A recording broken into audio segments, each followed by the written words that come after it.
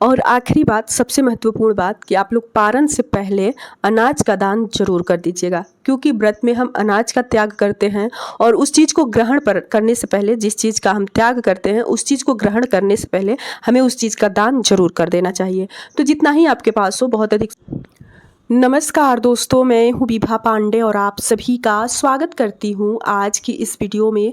तो दोस्तों, आज की इस वीडियो में आप जानेंगे सावन सोमवार व्रत से जुड़ी 5 महत्वपूर्ण बातें।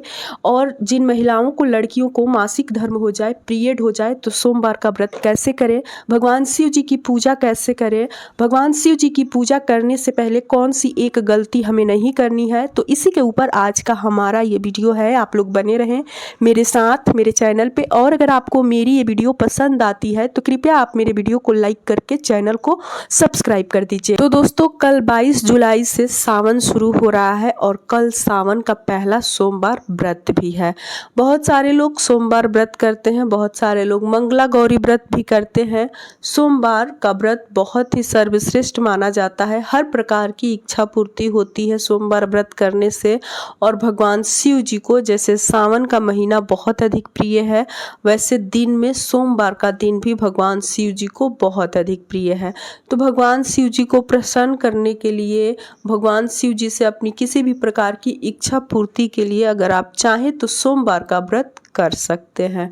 सोमवार व्रत का नियम है कि व्रत से एक दिन पहले बाल धोकर स्नान कर ले, उसके बाद से हमें शुद्ध सात्विक भोजन करनी है। तो आज पूर्णिमा तिथि है, महिलाएं या लड़कियां बाल नहीं धो सकती हैं, तो आप चाहें तो कल सूर्य उदय से पहले जगकर बाल धोकर स्नान कर सकती हैं, क्योंकि सूर्य उदय के बाद से दिन बदलता है। तो सूर्य उदय से पहले आप बाल धो सकती हैं। और जब अगला सोमवार का व्रत पड़े तो आप व्रत से एक दिन पहले रविवार के दिन ही बाल धोकर स्नान कर ले, क्योंकि देखिए सोमवार के दिन बाल धोना शुभ नहीं माना जाता है, इसलिए रविवार के दिन ही आप लोग बाल धो लें। और इस बार पूर्णिमा तिथि है तो आप लोग कल सूर्य उदय से पहले बाल धोकर स्नान कर लें। भगवान शिव जी की पूजा करते समय हमें काले रंग का वस्त्र नहीं पहनना चाहिए और कोशिश करें कि पूरे सावन आप लोग काले रंग का वस्त्र ना पहने। बाकी आप अन्य कलर का वस्त्र पहनकर भगवान शिव जी की पूजा आराधना कर सकते हैं। लाल, हरा, नारंगी, किसी भी रंग का आप लोग वस्त्र पहन सकते हैं, बस काले रंग हमें नहीं पहनना है। भगवान शिव जी की पूजा आराधना करने से पहले हमें कुछ भी खाना पीना नहीं चाहिए। बिल्कुल निर्जला निराहार रहकर हमें पूजा करनी चाहिए। तो इस बात का आप लोग ध्यान रखिएगा कि बिल्कुल निर्जला, बिना कुछ खाए पिए, बिना जल ग्रहण किए हमें भगवान शिव जी की पूजा आराधना करनी है। अगर आपसे हो सके तो आप पूरे सावन बिना कुछ खाए पिए भगवान शिव जी की पूजा आराधना करें। अगर नहीं हो पाता है तो आप लोग सोमवार के दिन जरूर करें। सोमवार के दिन बिना कुछ खाए पिए ही भगवान शिव जी की पूजा आराधना करनी है। अगला कार्य महिलाओं के लिए है कि बिना श्रृंगार के भगवान शिव जी की पूजा आराधना ना करें। श्रृंगार में जैसे मेहंदी से आप चाहें तो फुल डिजाइन भी आप लोग बना सकते हैं, या फिर सिर्फ पति का नाम भी लिखकर और भगवान शिव जी की पूजा आराधना कर सकते हैं। जब आज के दिन आप लोग सोने जाएं तो सोने से पहले एक छोटा सा काम है कि आप लोगों को मेहंदी से अपने हाथ पे पति का नाम लिख लेना है, या फिर अच्छे से भी आप चाहें तो पूरा डिजाइन बनाकर भी मेहंदी लगा सकती हैं। और फिर सुबह में आप लोग भगवान शिव जी की पूजा आराधना करें। पूजा आराधना करने से पहले जैसे बाल में कंघी करके, पूरे मांग में सिंदूर भर के, पीला सिंदूर अगर हो तो पीला, नहीं तो लाल सिंदूर भी आप लोग लगा सकती हैं। और पैर में महावर, पायल, बिछुआ और गले में मंगलसूत्र।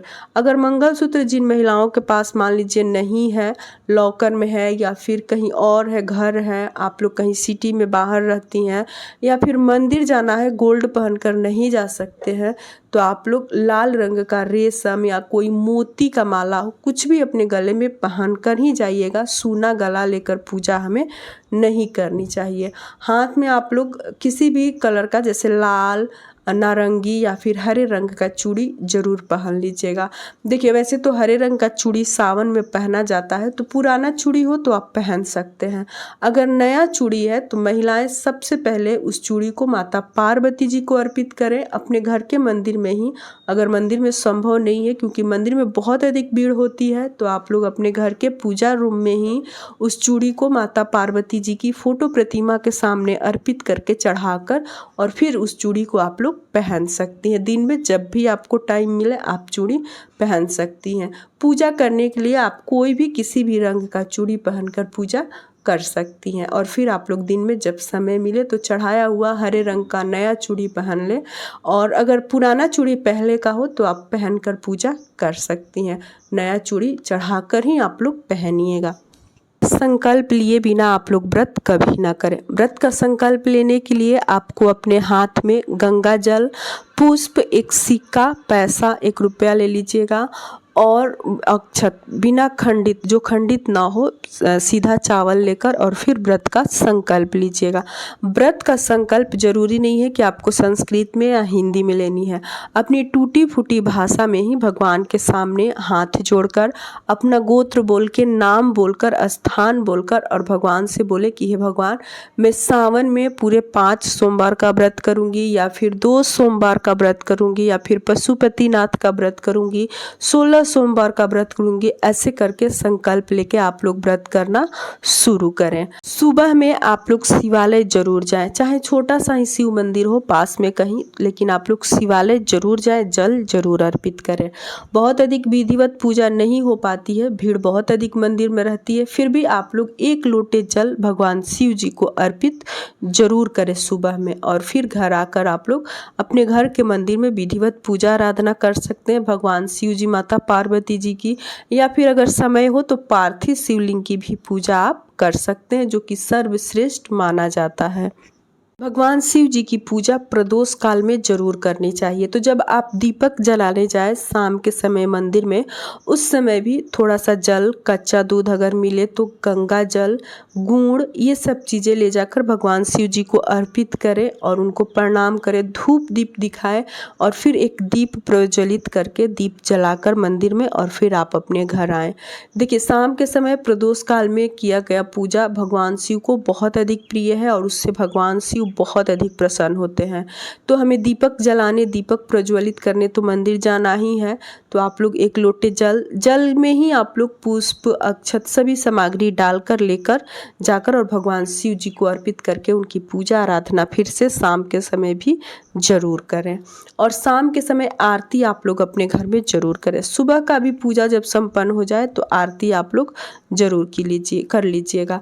और भगवान शिव जी की पूजा में गंगा जल का बहुत अधिक महत्व है। आप लोग गंगा जल जरूर अर्पित कीजिएगा उनको। और जिन महिलाओं को, लड़कियों को मासिक धर्म हो जाए, पीरियड हो जाए, तो देखिए आप चाहें तो व्रत शुरू कर सकते हैं। अगर नया व्रत भी उठाना है सावन सोमवार का तो आप लोग उठा सकते हैं। किसी दूसरे से संकल्प ले लें, पूजा करवा लें, लेकिन व्रत ना छोड़ें।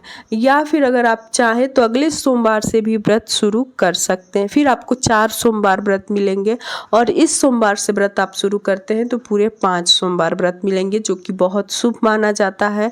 अगर पीरियड का 6 दिन हो गया है तब आप पूजा भी कर सकती हैं, भगवान को छू भी सकती हैं। अगर अच्छे से आप साफ हो गई हैं, 6 दिन हो गया है, तो आप लोग सूर्य उदय से पहले बाल धोकर स्नान करके और पूजा कर सकती हैं, व्रत कर सकती हैं। लेकिन अगर 6 दिन से कम हुआ है तब भगवान शिव जी की पूजा आप लोग नहीं कर सकती हैं। इसलिए अगर जिनका 6 दिन हो गया है वो लोग पूजा भी कर सकते हैं, व्रत भी कर सकते हैं। 6 दिन से कम है तो व्रत कर सकते हैं, पूजा आप लोग नहीं कर सकती हैं। इस बात का ध्यान रखिएगा। और आखिरी बात, सबसे महत्वपूर्ण बात, कि आप लोग पारण से पहले अनाज का दान जरूर कर दीजिएगा, क्योंकि व्रत में हम अनाज का त्याग करते हैं और उस चीज़ को ग्रहण करने से पहले, जिस चीज़ का हम त्याग करते हैं उस चीज़ को ग्रहण करने से पहले हमें उस चीज़ का दान जरूर कर देना चाहिए।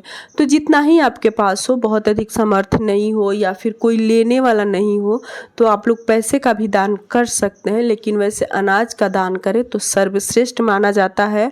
और अनाज का दान करके किसी भी ज़रूरतमंद को आप लोग दे सकते हैं। भले ही 1 मुट्ठी चावल चावल या एक मुट्ठी आटे का ही दान करें, लेकिन अनाज का दान आप लोग ज़रूर कीजिएगा और उसके बाद से ही पारण कीजिएगा। पारण से पहले आपको फिर से स्नान करके फिर भोजन आपको बनानी है, पूजा करनी है, दान करना है और फिर आपको व्रत का पारण करना चाहिए। यहीं तक की थी आज की हमारी ये वीडियो। उम्मीद करती हूँ कि आप लोगों को मेरी ये वीडियो पसंद आई होगी। अगर पसंद आए मेरी वीडियो तो कृपया आप मेरे कमेंट बॉक्स में हर हर महादेव ज़रूर लिखिएगा। फिर मिलूँगी एक नए वीडियो में, तब तक के लिए नमस्कार।